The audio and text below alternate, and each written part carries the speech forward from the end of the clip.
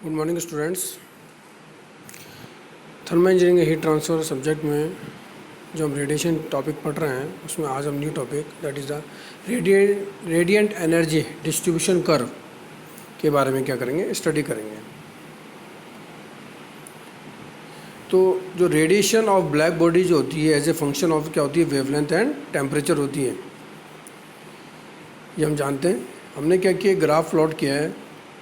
इस ग्राफ में x axis पर तो हमने क्या लिए, वेवलेंथ लिए लैम्डा, तरंग दैर्ध्य इन माइक्रोन्स के अंदर, और वाई एक्सिस के अंदर हमने क्या लिए, मोनोक्रोमेटिक फ्लक्स डेंसिटी लिए, मोनोक्रोमेटिक फ्लक्स डेंसिटी लिए। और हमने क्या किया, ग्राफ प्लॉट किया है। एक ग्राफ है टेम्परेचर 900 केल्विन पर, दूसरा ग्राफ है टी बराबर 1100 डिग्री सेंटीग्रेड पर, तीसरा ग्राफ है टी बराबर 1300 डिग्री केल्विन पर, और चौथा ग्राफ है टी बराबर 1500 डिग्री केल्विन पर। तो ये ग्राफ किस तरह से आया है, इस सब चीज़ों को समझते हैं। इस ग्राफ के क्या क्या मेन पॉइंट्स है, इसको हमको क्या होगा, समझना होगा। तो देखिए, the law governing the distribution और radiant energy over wavelength for a black body at a fixed temperature were formulated by following by Planck's law। तो देखिए क्या बताया गया है इसमें, द डिस्ट्रीब्यूशन और radiant energy, distribution of radiant energy over wavelength. जो रेडिएंट एनर्जी का जो डिस्ट्रीब्यूशन है किसके रेस्पेक्ट में, वेवलेंथ के रेस्पेक्ट में। अगर हम किसी ब्लैक बॉडी की बात करते हैं और हम कहते हैं कि उसकी रेडिएंट उससे कितनी, वो किसी पर्टिकुलर टेम्परेचर पर है, कोई ब्लैक बॉडी है मान लीजिए, वो जो किसी पर्टिकुलर टेम्परेचर पर है, तो उससे जो निकलने वाली रेडिएशन है उसका वेवलेंथ के साथ किस तरह से ग्राफ प्लॉट होगा, इसके बारे में रिलेशंस किसने दिया था, प्लांक ने दिया था। तो ये प्लांक का नियम है। प्लांक का नियम क्या कहता है, ई लैम्डा बी बराबर 2 pi C square h multiplication lambda की power -5 divided by exponential bracket C h divided by k lambda T minus का 1। तो ई लैम्डा बी बराबर हम इसको लिख सकते हैं C1 लैम्डा की power -5 divided by exponential bracket C2 divided by lambda T bracket -1। तो हमने इसमें ये मान लिया है कि C1 क्या है, 2 पाई सी स्क्वायर एच है। इसको अगर हम सॉल्व करते हैं तो इसकी वैल्यू आती है 0.374 इंटू 10⁻15 जूल मीटर स्क्वायर पर सेकेंड। इसी तरह से C2 हमने मान लिया है CH डिवाइडेड बाई के। इसकी वैल्यू अगर हम इसको सॉल्व करते तो आती है 1.4385 इंटू 10⁻2 MK।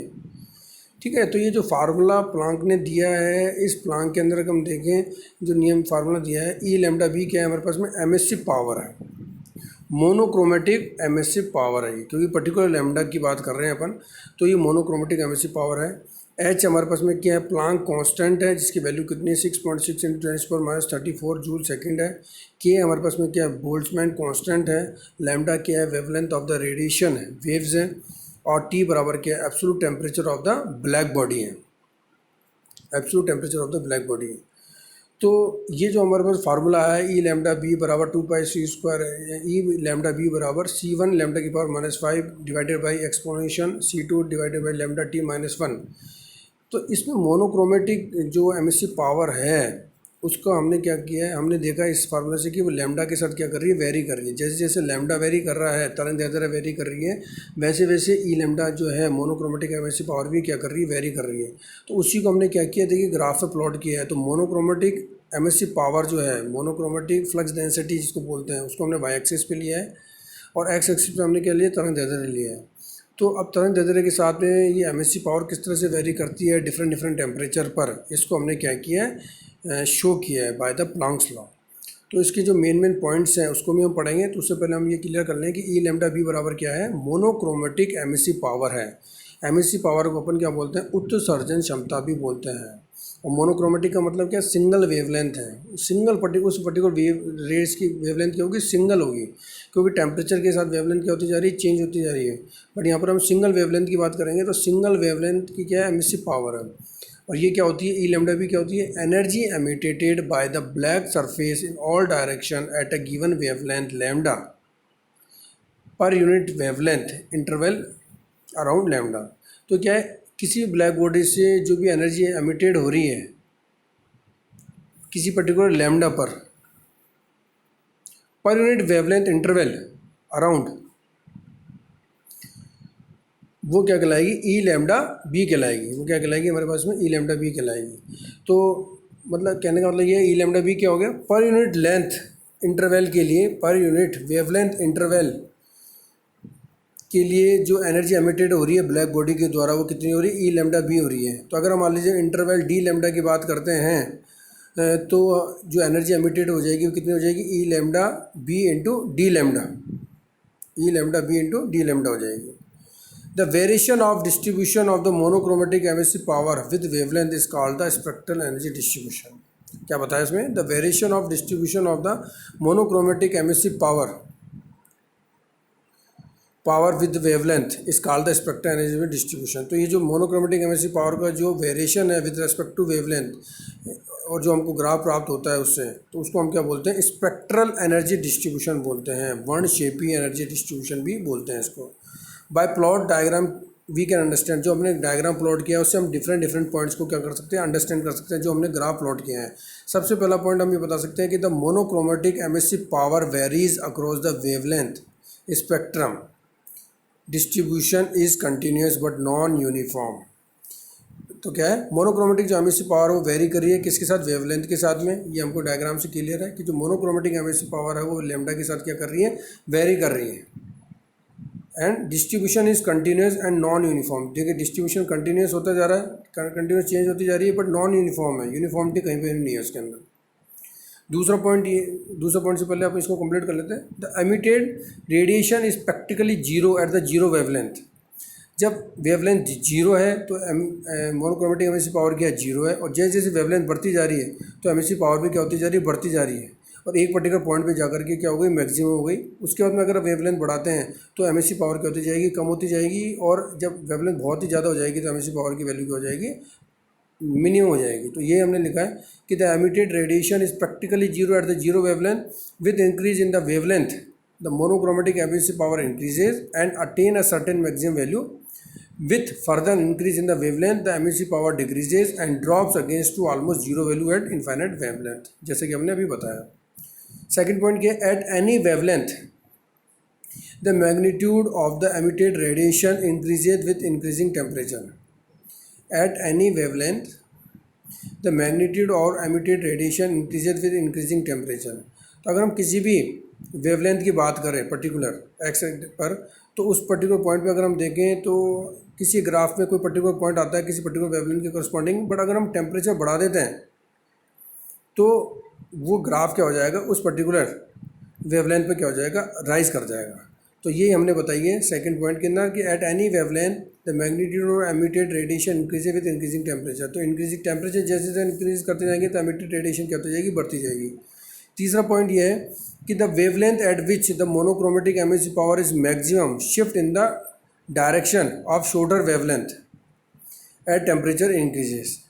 मीन्स जैसे जैसे टेम्परेचर बढ़ता जा रहा है तो किसी पर्टिकुलर टेम्परेचर T बराबर 900 डिग्री केल्विन पर मान लीजिए कि जो इसकी मैक्सिमम एमिसिव पावर है वो किसी पर्टिकुलर वेवलेंथ पर है, तो जैसे हम इसका टेम्परेचर बढ़ाकर 1100 डिग्री सेंटीग्रेड कर देंगे तो जो मैक्सिमम एमिसिव पावर होगी उसके कॉरस्पॉन्डिंग जो वेवलेंथ होगी वो लेफ्ट साइड में क्या हो जाएगी, शिफ्ट हो जाएगी। इसी तरह से फिर हमने 1300 डिग्री सेंटीग्रेड टेम्परेचर बढ़ा दिया तो उससे क्या होगा, जो एमिसिव पावर जो होगी मैक्सिमम एमिसिव पावर के कॉरस्पॉन्डिंग जो वेवलेंथ होगी वो और क्या हो जाएगी, लेफ्ट में शिफ्ट हो जाएगी।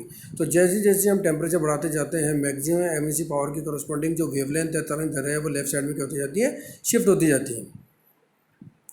तो ये हमारा नेक्स्ट पॉइंट था। तो अब अगर पर यूनिट जो इंटरवल के लिए जो एमिसिव पावर है ब्लैक बॉडी से वो कितनी है, ई लैम्डा बी है। तो डी लैम्डा इंटरवल के लिए कितनी हो जाएगी, E lambda B into D lambda. अगर इसका हम इंटीग्रेशन करते हैं लैम्डा बराबर 0 से लेकर लैम्डा बराबर इन्फाइनाइट तक, क्योंकि वेवलेंथ 0 से लेकर इन्फाइनाइट तक वेरी कर रही है, तो हमारे पास में क्या हो जाएगी, ई बी आ जाएगी। That is the total emissive power आ जाएगी पर unit area radiated from the black body. तो ब्लैक बॉडी के पर यूनिट एरिया से जो टोटल एमिटेड जो रेडिएशन है वो हमारे पास में आ जाएगी। Means total emissive power per unit area radiated from the black body आ जाएगी। तो इस तरह से हमने प्लांक के नियम से जो सिंपल इक्वेशन से हमने क्या किया, रेडिएंट एनर्जी डिस्ट्रीब्यूशन कर्व को समझा, इसके डिफरेंट पॉइंट्स, डिफरेंट एस्पेक्ट को हमने समझा। इसको हम डिफाइन कर सकते हैं डिफरेंट पॉइंट्स को, ये काफ़ी इंपॉर्टेंट है। इसके बाद में हमारे पास में total MSc power, MSc power को हिंदी में क्या बोलते हैं, उत्सर्जन शक्ति, ये उत्सर्जन पावर, कुल उत्सर्जन शक्ति।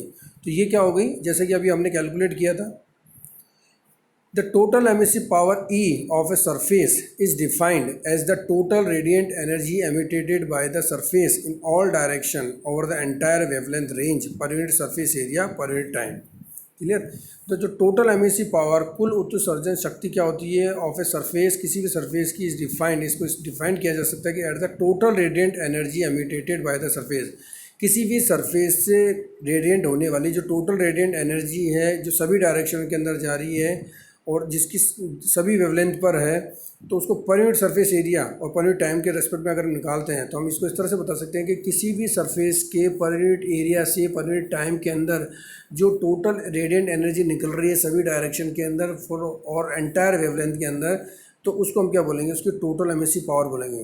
तो टोटल एमिसिव पावर क्या हो गई, किसी भी सरफेस किसी बॉडी के पर यूनिट सरफेस से पर यूनिट टाइम के अंदर जो टोटल रेडिएंट एनर्जी निकल रही है इन ऑल डायरेक्शन और entire wavelength is called as a total emissive power.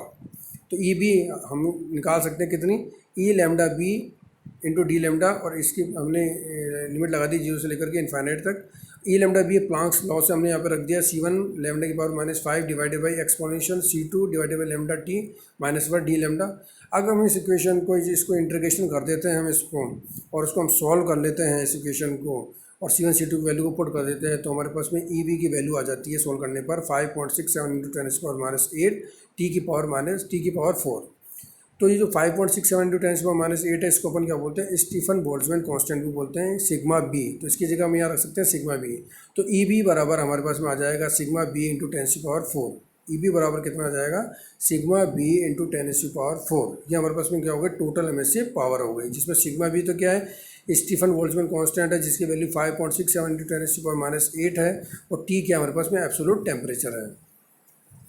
तो स्टीफन बोल्ट्जमैन लॉ, हम इस स्टीफन बोल्ट्जमैन लॉ को क्या कर सकते हैं, स्पेसिफाई कर सकते हैं, डिस्क्राइब कर सकते हैं। तो क्या होता है ये, the amount of radiant energy emitted per unit time per unit area of black surface is proportional to the 4th power of its absolute temperature. तो किसी भी ब्लैक बॉडी से, जो कि मान लीजिए किसी एब्सोल्यूट टेम्परेचर टी पर है, उससे निकलने वाली जो टोटल रेडिएंट एनर्जी जो होगी पर यूनिट एरिया पर यूनिट टाइम के अंदर जो होगी, वो क्या होगी, उसके टेम्परेचर के 4th पावर के प्रोपोर्शनल होगी। वापस रिपीट करता हूँ, किसी ब्लैक बॉडी जो कि टी टेम्परेचर पर है, उससे निकलने वाली जो रेडिएंट एनर्जी जो है वो पर यूनिट एरिया पर यूनिट टाइम के अंदर वो क्या होगी, उसके एब्सोल्यूट टेम्परेचर के 4th पावर के प्रोपोर्शनल होगी। तो E B proportional to T की पावर 4। तो अगर प्रोपोर्शनल को सॉल्व कर लेंगे तो ई बी बराबर कितना आ जाएगा, सिग्मा बी टी की पावर 4। तो इसमें सिग्मा बी क्या है, स्टीफन बोल्ट्जमैन कांस्टेंट है, जिसकी वैल्यू कितनी होती है, 5.67 × 10⁻⁸ वाट पर मीटर स्क्वायर केल्विन की पावर 4 होती है। किसी पिंड की इकाई क्षेत्रफल से, इसको इस प्रकार भी बता सकते हैं कि किसी पिंड की इकाई क्षेत्रफल से इकाई समय में कुल उत्सर्जन की मात्रा पिंड के निरपेक्ष तापमान के चतुर्घात के समानुपाती होता है। इसे ही स्टीफन बोल्ट्जमैन नियम कहते हैं। तो ई बी की पावर सिग्मा बी टी की पावर 4 से हम बता सकते हैं कि किसी भी पिंड की इकाई क्षेत्रफल से इकाई समय में कुल उत्सर्जन की मात्रा पिंड के निरपेक्ष तापमान मीन्स एब्सोल्यूट टेम्परेचर के चतुर्घात के समानुपाती होता है। इसे स्टीफन बोल्ट्जमैन नियम कहते हैं। Normally a body radiant heat is simultaneously receiving the heat from other body as a radiation. तो जो बॉडी हीट निकाल रही है, मान लीजिए 2 बॉडी है, एक बॉडी T1 पर है, दूसरी बॉडी T2 पर है, तो एक बॉडी जो हीट निकालेगी वो कितनी हीट निकालेगी, सिग्मा बी टी की पावर 4। इसी तरह से जो दूसरी बॉडी वो हीट निकालेगी सिग्मा बी T2 की पावर 4। 2 बॉडी हैं, एक T1 पर एक T2 पर, तो एक बॉडी निकाल रही है सिग्मा बी T1 की पावर 4, दूसरी निकाल रही है सिग्मा T2 की पावर 4। पर दूसरे के द्वारा जो हीट निकलेगी वो पहले के द्वारा अवशोषित भी की जाएगी, तो फर्स्ट के द्वारा जो नेट हीट एब्जॉर्व होगी वो कितनी हो जाएगी, क्यू नेट बराबर सिग्मा बी ब्रैकेट T1 की पावर 4 माइनस T2 की पावर 4। तो इस तरह से आज आपने क्या किया, प्लांक लॉ के बारे में स्टडी किया, और उसके अंदर आपने रेडिएंट एनर्जी डिस्ट्रीब्यूशन कर्व के बारे में स्टडी किया। इसके डिफरेंट पॉइंट्स जो है इसके बारे में आपने क्या किया, इसको समझा, कौन कौन से पॉइंट्स हैं इसके अंदर। उसके बाद में आपने टोटल एमिसिव पावर को डिस्क्राइब किया, इससे बोल्ट्जमैन कांस्टेंट आया। उसके आधार पर आपने क्या किया, स्टीफन बोल्ट्जमैन लॉ को क्या किया, डिस्क्राइब किया, और आपने देखा कि जो ई बी होती है वो टी की पावर 4 की क्या होती है, प्रोपोर्शनल होती है। उस आधार पर आपने क्या निकाला, स्टीफन बोल्ट्जमैन लॉ को डिस्क्राइब किया। तो आपको समझ में आया होगा। इसके अलावा जो नेक्स्ट टॉपिक हम नेक्स्ट टर्न पर क्या करेंगे, डिस्कस करेंगे। Thank you.